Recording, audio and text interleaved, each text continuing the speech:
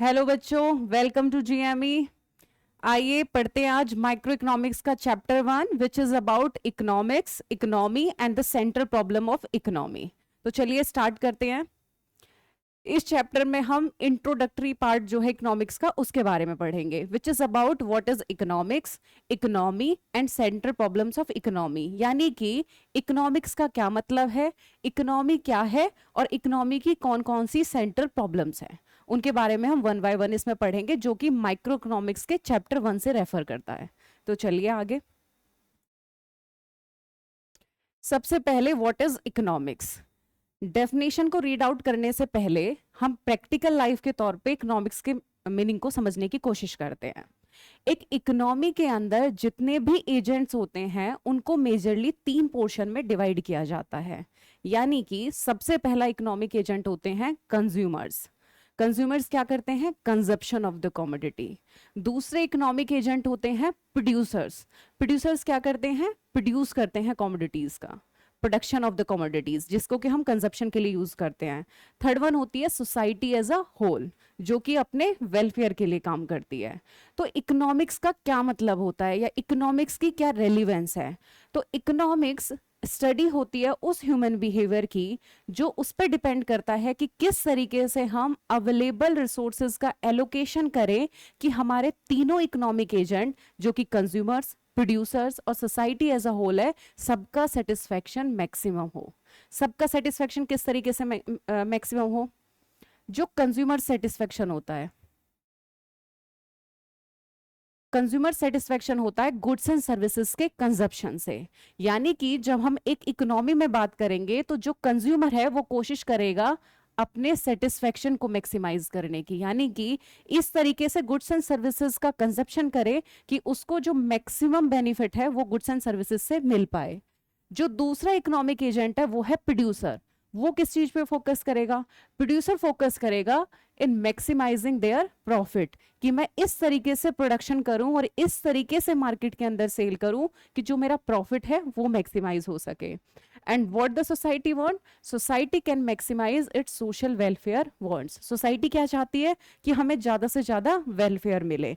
तो इकोनॉमिक्स का मतलब है कि किस इस तरीके से हमें रिसोर्सेज को एलोकेशन करना है, allocation of resources in such a manner, इस तरीके से हमें रिसोर्सेज को एलोकेट करना है कि जो कंज्यूमर्स हैं उनका सेटिस्फेक्शन मैक्सिमाइज हो सके, जो प्रोड्यूसर्स हैं उनका प्रॉफिट मैक्सिमाइज हो सके, और जो हमारी सोसाइटी एज अ होल है उसका वेलफेयर मैक्सिमाइज हो सके। यानी कि सपोज मेरे पास कुछ रिसोर्सेज हैं, उस रिसोर्सेज में XYZ कुछ भी हो सकता है, उसके बारे में हम आगे पढ़ेंगे। तो उन रिसोर्सेज का, अवेलेबल रिसोर्सेज का इस तरीके से यूज कि सारे इकोनॉमिक एजेंट्स जो हैं मैक्सिमम वेलफेयर के क्राइटेरिया पे हों। और सबके लिए वेलफेयर का अलग अलग पर्सपेक्टिव होता है। कंज्यूमर के लिए वेलफेयर क्या होता है, यूटिलिटी मैक्सिमाइजेशन यानी कि सेटिस्फैक्शन। प्रोड्यूसर के लिए वेलफेयर क्या शो करता है कि उसको ज्यादा से ज्यादा प्रॉफिट हो। और सोसाइटी के लिए सेटिस्फैक्शन का क्या मतलब है कि सोशल वेलफेयर मैक्सिमाइज हो। तो इकोनॉमिक्स के अंदर ये वो साइंस ऑफ ह्यूमन बिहेवियर है जिसमें हम ये पढ़ते हैं कि किस तरीके से हम रिसोर्सेज का एलोकेशन करें कि all the economic agents are at the equal pace और बेनिफिट पेस पे रहे। तो this is the meaning of economics. तो चलिए आगे। Next is what is economy. Economy क्या है, economy is the sum total of economic activities. Economic activities क्या होती हैं, इकोनॉमिक एक्टिविटीज वो एक्टिविटीज होती है जो किसी भी इनपुट को आउटपुट में कन्वर्ट करती हैं।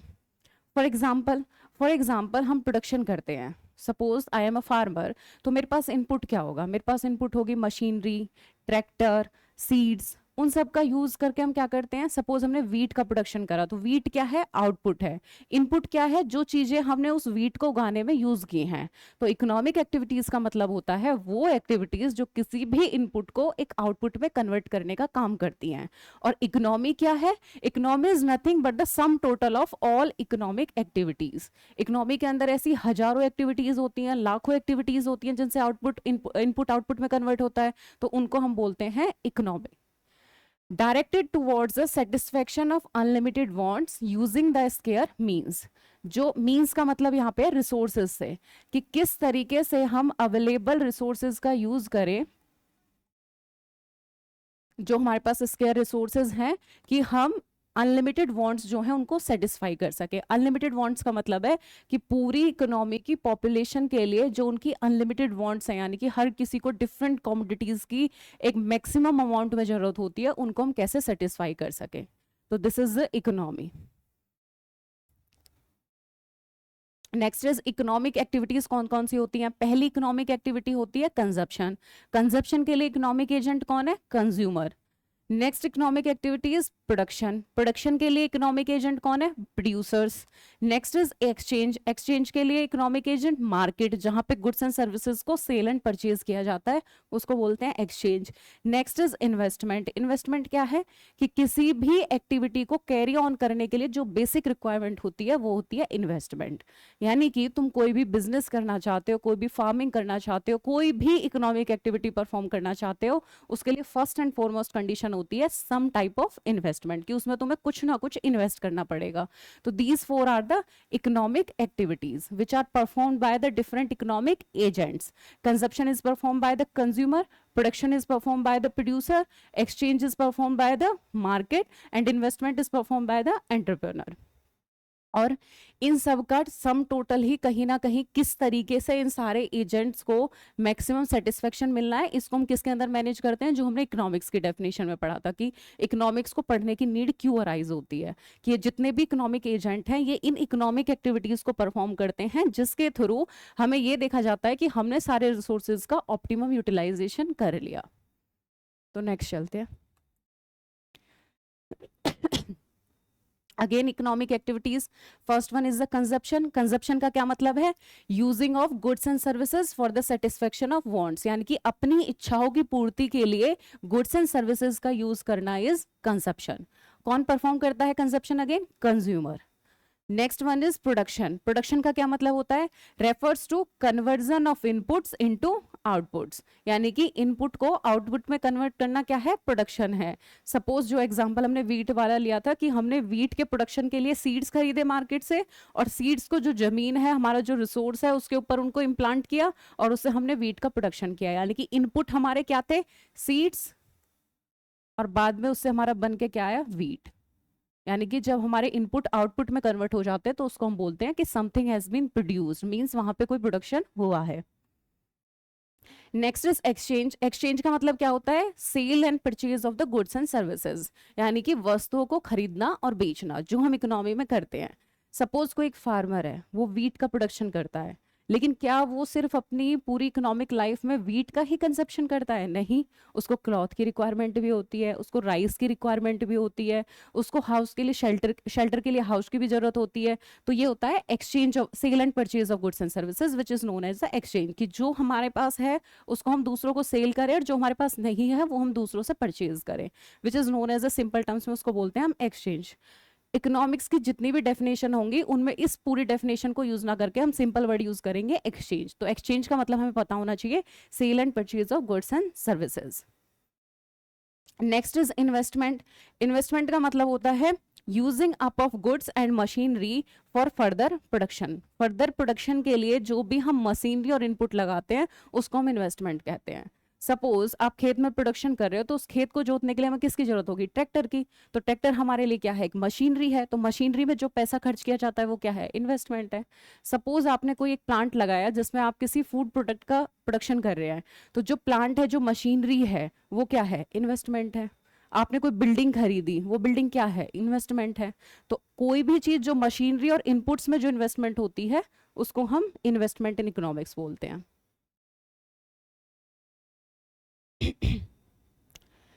नेक्स्ट है ब्रांचेस ऑफ इकोनॉमिक्स।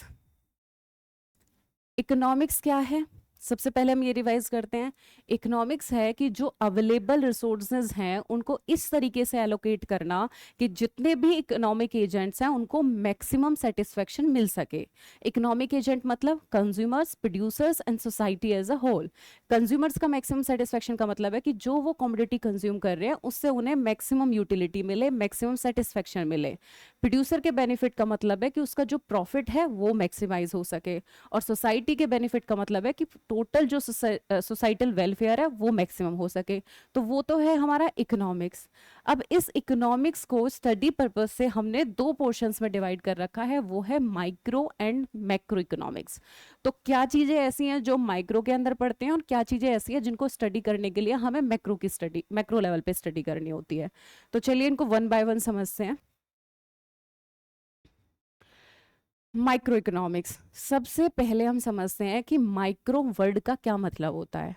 माइक्रो का मतलब होता है किसी भी चीज की छोटी इकाई, यानी कि सूक्ष्म इकाई। जब हम किसी चीज को, किसी भी इकोनॉमिक जो परफॉर्मा है, कोई भी इकोनॉमिक इवेंट है, जब हम उसको इंडिविजुअल लेवल पे स्टडी करते हैं तो हम उसको स्टडी करते हैं अंडर माइक्रो इकोनॉमिक्स। सपोज मैं ये पता लगाना चाहती हूँ कि पूरी इकोनॉमी में कंजप्शन कितना होता है बाय अ सिंगल कंज्यूमर, कि पूरे कंजप्शन में एक सिंगल कंज्यूमर का कितना टेक है, तो वो किसके अंदर स्टडी किया जाएगा? माइक्रो इकोनॉमिक्स के अंदर। यानी कि study of a single unit comes under the micro economics as the name suggest micro. Micro means at a smaller level. Focuses on individual parts of the economy, किस पे focus करती है? Individual part पे, यानी कि individual consumer के द्वारा consumption कितना है, इंडिविजुअल प्रोड्यूसर के द्वारा प्रोडक्शन कितना है, इंडिविजुअल मार्केट में सेल एंड परचेज कितनी है, और इंडिविजुअल जो एंटरप्रेन्योर है उसके द्वारा इन्वेस्टमेंट कितनी है। तो जो माइक्रो एजेंट्स को हम स्टडी करते हैं इंडिविजुअल लेवल पर, that comes under the micro economics. Next one, how households मतलब single households and firms make decisions and how there interact in specific markets, यानी कि हर किसी के बिहेवियर को वन टू वन स्टडी करना, वो माइक्रो इकोनॉमिक्स के अंदर आता है। अब फिर मैक्रो इकोनॉमिक्स क्या है?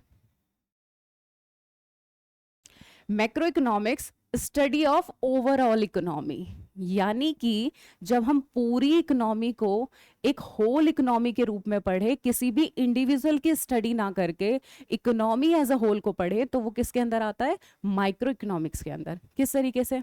अभी हमने उसमें पढ़ा था कि study of a individual house hold, यानी कि जब हम किसी इंडिविजुअल हाउस होल्ड को पढ़ते हैं, उसके बारे में स्टडी करते हैं, तो वो माइक्रो इकोनॉमिक्स का पार्ट है। लेकिन अगर मैं बोलूं कि मुझे पता लगाना है कि पूरी इकोनॉमी के अंदर टोटल कंजप्शन कितना है, इट मीन्स मैं कंजप्शन का पता कर रही हूँ, जितने भी कंज्यूमर्स हैं उनके कंजप्शन का, तो वो किसके अंदर आएगा? मैक्रो इकोनॉमिक्स के अंदर, एग्रीगेट कंजप्शन। ऐसे ही हम ये देखते हैं कि पूरी इकोनॉमी में प्रोडक्शन कितना है, तो हम एक्सवाइजेड फॉर्म के लिए नहीं देख रहे, हम पूरी इकोनॉमी के लिए देख रहे हैं, तो वो आएगा मैक्रो इकोनॉमिक्स के अंदर। एक एग्जांपल लेते हैं। सपोज एक इकोनॉमी है, इस इकोनॉमी में एक कंज्यूमर है सपोज ए, एक कंज्यूमर है बी, एक कंज्यूमर है सी। अगर मुझे पता लगाना हो कि टोटल कंज्यूमर ए की डिमांड कितनी है, टोटल कंज्यूमर ए के द्वारा कंजप्शन कितना है, ऐसे ही मुझे बी का इंडिविजुअल पता लगाना है और सी का भी, तो इसकी स्टडी हम किसके अंदर करेंगे? माइक्रो इकोनॉमिक्स के अंदर।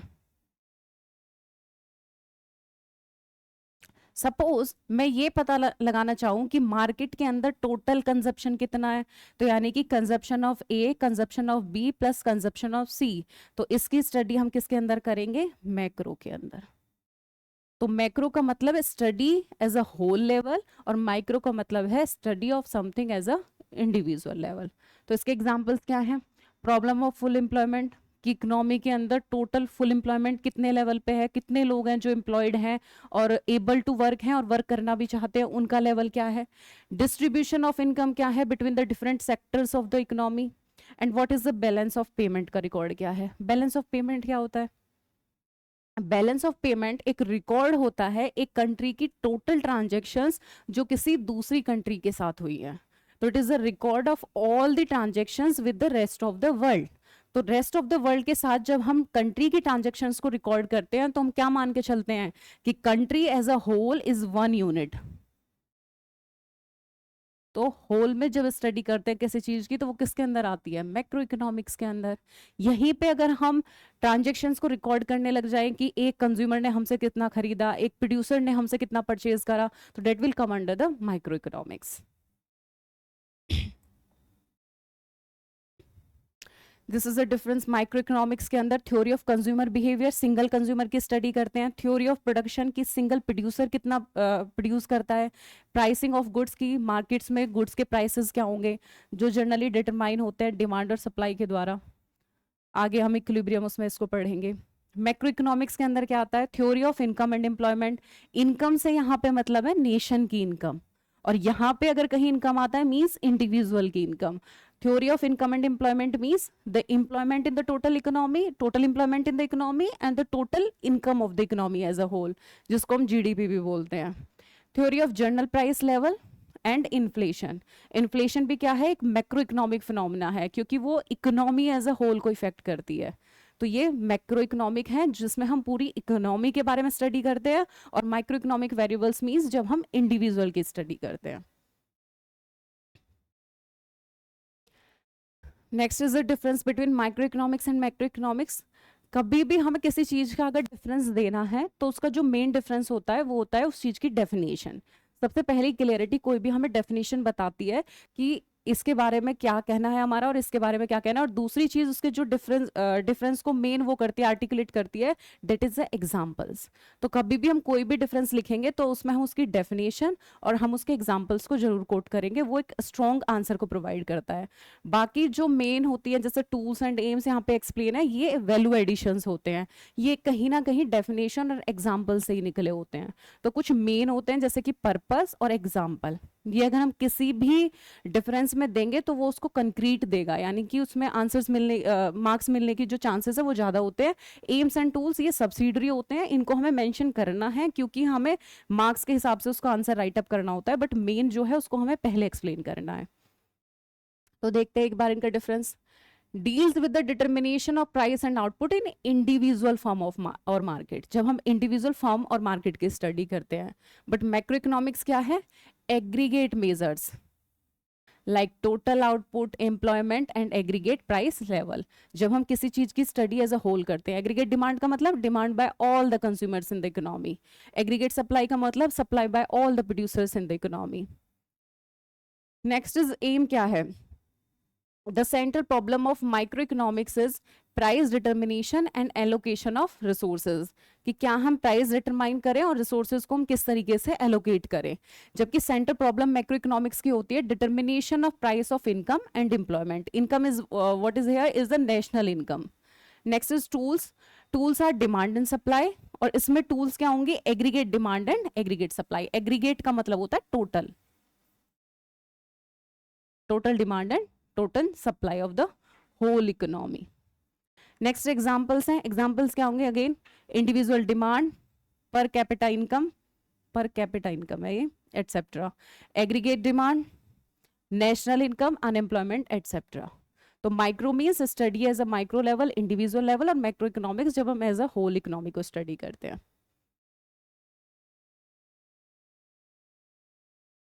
नेक्स्ट है एक difference between the positive and normative economics. Positive और नॉर्मेटिव इकोनॉमिक्स में क्या डिफरेंस है, वही जो एक प्रैक्टिकल लाइफ और एक सोची हुई लाइफ में होता है। Means positive economics is something कि जो रियल लाइफ में हो रहा है, जो रियल इकोनॉमी के अंदर चीजें परफॉर्म हो रही हैं या जो इकोनॉमिक एक्टिविटीज परफॉर्म हो रही हैं, उनका क्या रिकॉर्ड है और उनके क्या प्रैक्टिकल सॉल्यूशंस हैं, इस चीज पे बात करती है पॉजिटिव इकोनॉमिक्स। फिर नॉर्मेटिव इकोनॉमिक्स क्या है, नॉर्मेटिव इकोनॉमिक्स है something imaginative, something value judgemental, जो हमको जजमेंट दे। मींस क्या होना चाहिए था और जो होना चाहिए था उसके लिए क्या सोल्यूशन हो सकता था। जब हम रियल लाइफ में सोचते हैं तो हमें क्या हेल्प करती है, पॉजिटिव इकोनॉमिक्स, और जब हम किसी चीज को इमेजिनरी या जजमेंटल बेसिस पर देखते हैं तो that is the normative economics. अब डेफिनेशन पढ़ते हैं। Positive economics deals with what is, क्या एक्चुअल में है, and economic problem facing the society is actually solve, कि क्या इकोनॉमिक प्रॉब्लम है और किस तरीके से सोसाइटी उसको एक्चुअल में सॉल्व करती है। दे आर इधर ट्रू और अनट्रू बाय द डाटा और ऑब्जर्वेशंस, उसको हम ट्रू और फॉल्स प्रूव कर सकते हैं। क्यों, क्योंकि वो चीज रियल लाइफ में हो रही होती है तो उसका हमारे पास रिकॉर्ड होता है।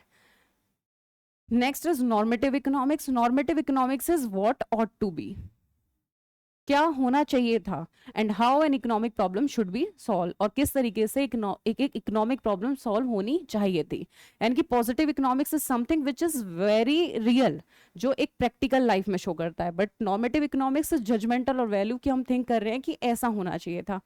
इकोनॉमिक्स में कैसे क्या होना चाहिए था, लेट सपोज हम बोलते हैं कि महंगाई बहुत ज्यादा बढ़ रही है, इसको हम बोलते हैं इन्फ्लेशन, कि इकोनॉमी के अंदर क्या है, इन्फ्लेशन है। और इन्फ्लेशन को कंट्रोल करने के लिए सरकार कुछ मेजर्स दे रही है, जैसे कि monetary policy, tight monetary policy और फिस्कल पॉलिसी, पढ़ेंगे हम उसको आगे। तो उसके लिए गवर्नमेंट क्या मेजर्स ले रही है, ठीक है। तो जो चीजें एक्चुअल में है, that is under the positive economics, कि what is happening and what is the solution to that problem, it is normative positive economics। then what is normative economics, कि अगर इन्फ्लेशन ये नहीं है, सपोज इन्फ्लेशन जो है वो 2.8% है इकोनॉमी के अंदर, कि ये नहीं है तो क्या होना चाहिए था, हम बोल दे कि इन्फ्लेशन केवल 2% पे ही होनी चाहिए थी, एक्चुअल में तो ऐसा नहीं है, ऐसा होना चाहिए था, और उसके लिए क्या सोल्यूशन हो सकता था, ठीक है। तो पॉजिटिव इकोनॉमिक्स और नॉर्मेटिव इकोनॉमिक्स में कहीं ना कहीं प्रैक्टिकलिटी का डिफरेंस होता है। देखते हैं इसका डिफरेंस। सबसे पहला जो डिफरेंस देना है वो हमें किससे देना है, मीनिंग से। नेक्स्ट जो हम डिफरेंस देंगे वो देंगे एग्जाम्पल से। सबसे पहला difference, deals with what is and how the economics problem are actually solve, क्या है और किस तरीके से इकोनॉमिक प्रॉब्लम सॉल्व होती हैं। But what is normative economics, normative economics is deals with what ought to be और how the economic problem should be solve, यानी कि जो हम जजमेंटल हो रहे हैं, जो हम सोच रहे हैं कि क्या होना चाहिए था और कैसे प्रॉब्लम जो है वो सॉल्व होनी चाहिए थी। Can be verified with actual data, actual data से हम इसको वेरीफाई कर सकते हैं। क्यों कर सकते हैं, क्योंकि ये प्रैक्टिकल चीजें हैं जो हो रही होती हैं इकोनॉमी में, तो उनका हमारे लिए हमारे पास पर्टिकुलर डेटा भी होता है। Can not be verified with actual data because these are the judgemental things which we are judging, we don't have any proof to prove them. Next is value judgement, does not give any value judgement, ये कोई judgement नहीं देता। क्यों, क्योंकि ये practicality के ऊपर निर्भर है, जो एक्चुअल में पास डेटा है उसके ऊपर निर्भर है कि जो एक्चुअल में हो रहा है। ये क्या करता है, वैल्यू जजमेंट देता है कि क्या होना चाहिए था, क्या सोल्यूशन होना चाहिए था। नेक्स्ट इज सजेस्टिव, ये किस पे बेस्ड है, फैक्ट्स पे बेस्ड है, ये सजेस्टिव नहीं है because this is based on the fact कि जो रियल में है। It is based upon opinion and therefore it is suggestive, ये ओपिनियन पे बेस्ड है और ये सजेस्टिव है कि किस तरीके से इकोनॉमी को परफॉर्म करना चाहिए था। इसके examples, prices are increasing means something is happening actually. Next is population is growing very fast, इसके क्या एग्जांपल्स हैं, rising prices must be control and population must be control, कि उसको हमें कंट्रोल करना चाहिए था। तो this is something which is happening actually and this is something which is giving the judgemental opinion about the situation, कि इस तरीके से हमें उस सिचुएशन को कंट्रोल करना था। तो this is the difference between the positive and normative economics. Again the first one basic difference point should be the meaning and second one is the example. ये वो पॉइंट्स होते हैं जिनको तुम कभी भी अपनी आंसर राइटिंग में, एक अच्छी आंसर राइटिंग के लिए स्किप नहीं कर सकते। Next is why does N economic problem arise, कि इकोनॉमिक प्रॉब्लम क्यों अराइज होती है।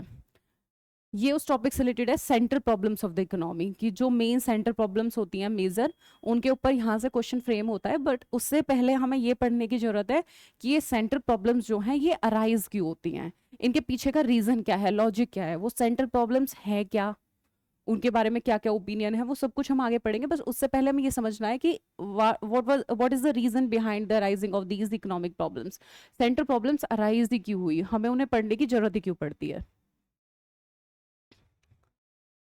उससे पहले एक कंसेप्ट है, सेंट्रल प्रॉब्लम्स को क्यों अराइज होती है, उसका रीजन पढ़ने से पहले एक कंसेप्ट है स्कैरसिटी।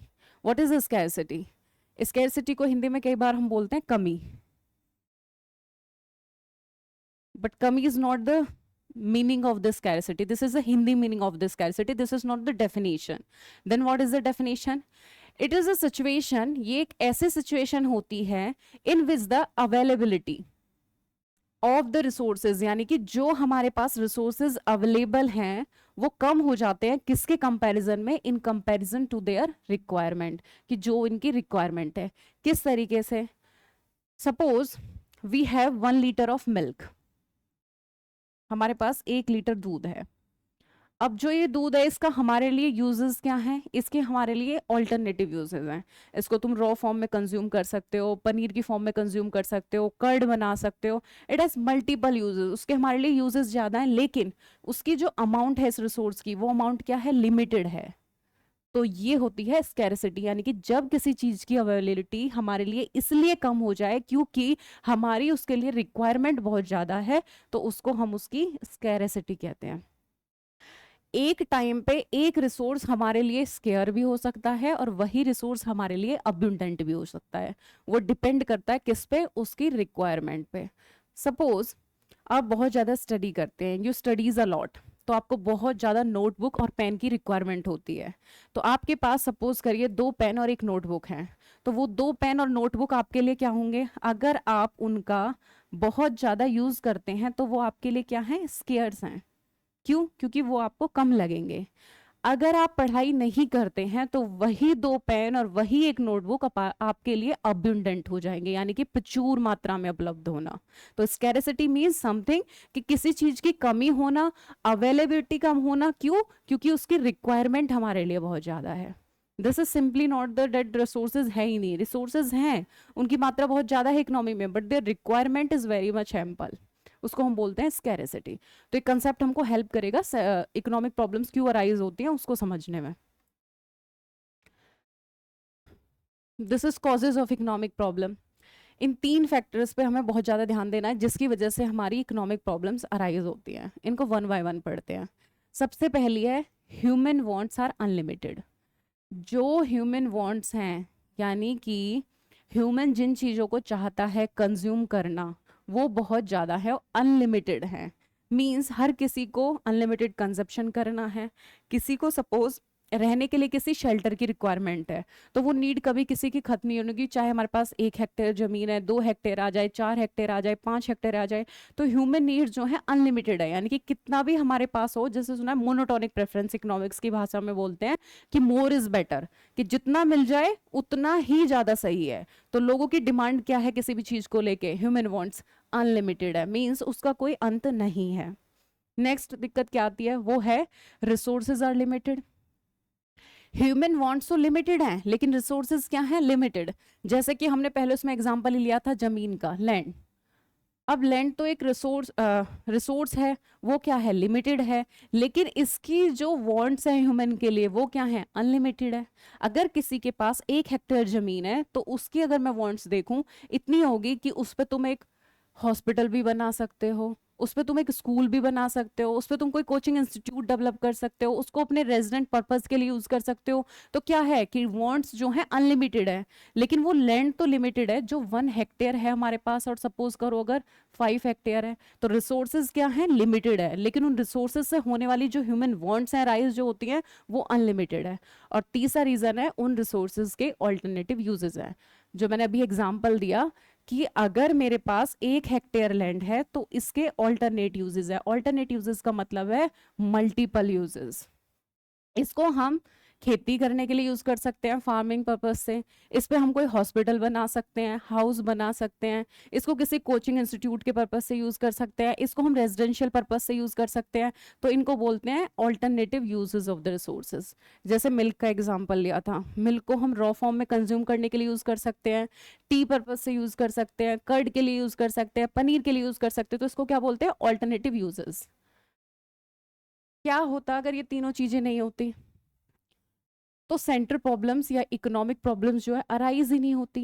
पहला है, ह्यूमन वांट्स अगर अनलिमिटेड ना होकर लिमिटेड हो जाती तो क्या है, लोग एक लिमिटेड सेट की डिमांड कर रहे हैं, लिमिटेड सेट की डिमांड कर रहे हैं, तो प्रोडक्शन हुआ, उससे लोगों की डिमांड जो है फुलफिल हो गई। दूसरा, अगर रिसोर्सेज लिमिटेड ना होते तो भी हमें कोई दिक्कत नहीं थी। हमको मैनेजमेंट की जरूरत कब पड़ती है, जब हमारे पास कोई चीज कम होती है। सपोज हम अपना टाइम मैनेजमेंट बनाते हैं, वी हैव 24 आवर्स। 24 आवर्स हमारे लिए क्या है, रिसोर्स। 24 आवर्स हमारे लिए क्या है, रिसोर्स है। अगर हमारे पास एक दिन में अनलिमिटेड आवर्स होते, यानी कि रिसोर्सेज अगर अनलिमिटेड होते तो हमें क्या कोई प्रॉब्लम अराइज होती? तो क्या मैनेजमेंट वर्ड जैसी कोई चीज होती? नहीं होती।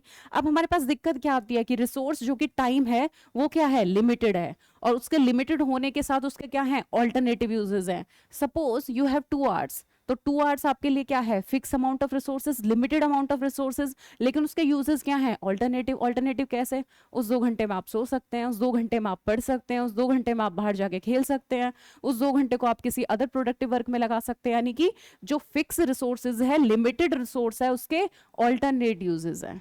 इसलिए इकोनॉमिक प्रॉब्लम अराइज होती है। तो हमारे सामने प्रॉब्लम आएगी ना कि अब हम इन 24 घंटों को या उन 2 घंटों को कहाँ पे यूज करें कि हमें मैक्सिमम सेटिस्फेक्शन मिल सके।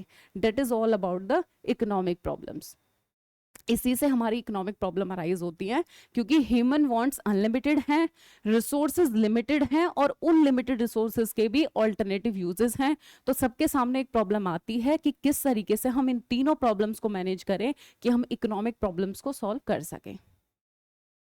ठीक है, तो causes of economic problems, 3 main causes: unlimited human wants, limited resources, resources क्या है? लिमिटेड हैं, and they have the alternate uses.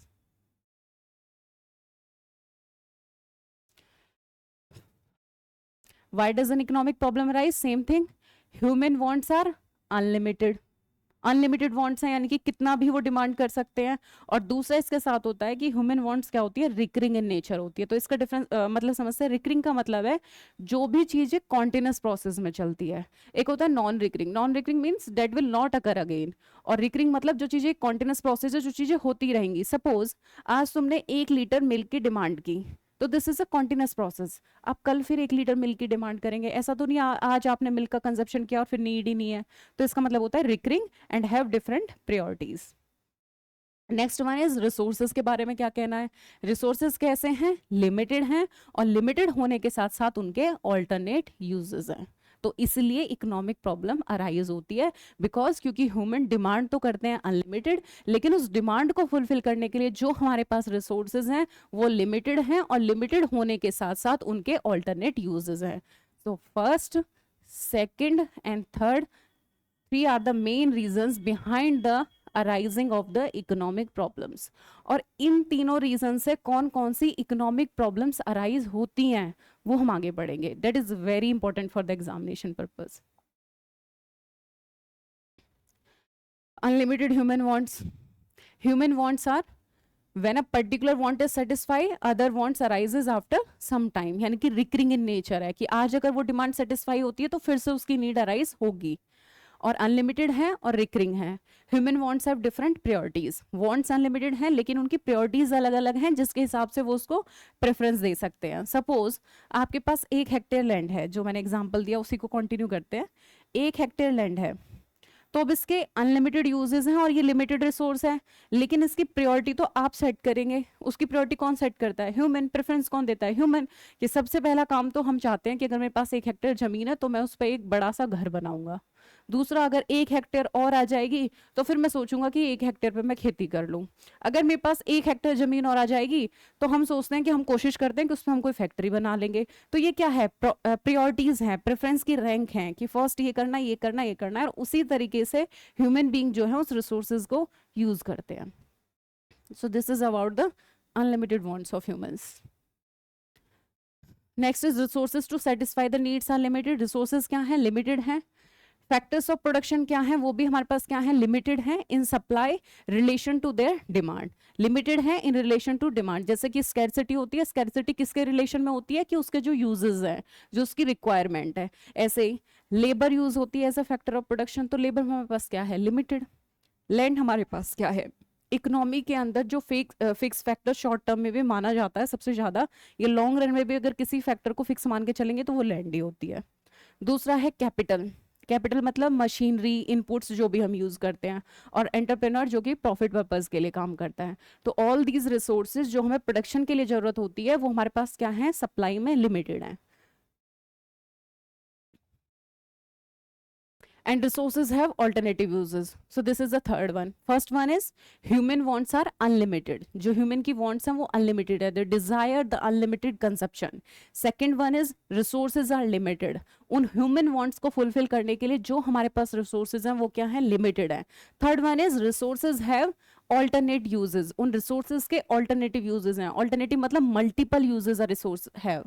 So these are the three basic reasons behind the arising of the economic problems. Economic problems क्यों arise होती हैं उसके पीछे के तीन main reasons हैं.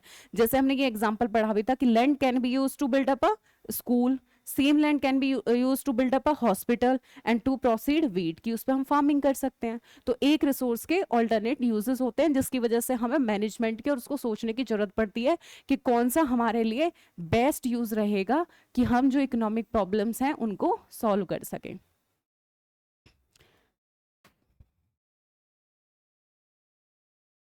सो आज हमने पढ़ा माइक्रो इकोनॉमिक्स, मैक्रो इकोनॉमिक्स के बारे में, बेसिक इकोनॉमिक्स कि हमें इकोनॉमिक्स को क्यों पढ़ने की जरूरत होती है, इकोनॉमिक्स के अंदर हम क्या स्टडी करते हैं, पॉजिटिव एंड नॉर्मेटिव इकोनॉमिक्स के बारे में, फिर इकोनॉमिक प्रॉब्लम्स जो कि हम अगले चैप्टर में पढ़ेंगे, अगले वीडियो में हम पढ़ेंगे उसके बारे में, उसका हमने एक बेस तैयार किया कि वो इकोनॉमिक प्रॉब्लम्स अराइज क्यों होती है, उनके अराइज होने के पीछे रीजंस क्या है. तो हम उसको रिवाइज करेंगे कि इकोनॉमिक प्रॉब्लम क्यों आती है. हमारे पास कोई भी problem whether it is economic problem वो आती है क्यों, क्योंकि जब हमारे पास कोई चीज स्केयर्स में होती है. तो यहाँ पे स्केयर्स में हमारे पास क्या है, because we are studying the economics, resources. तो first one is resources are limited, have alternative uses and human wants are unlimited.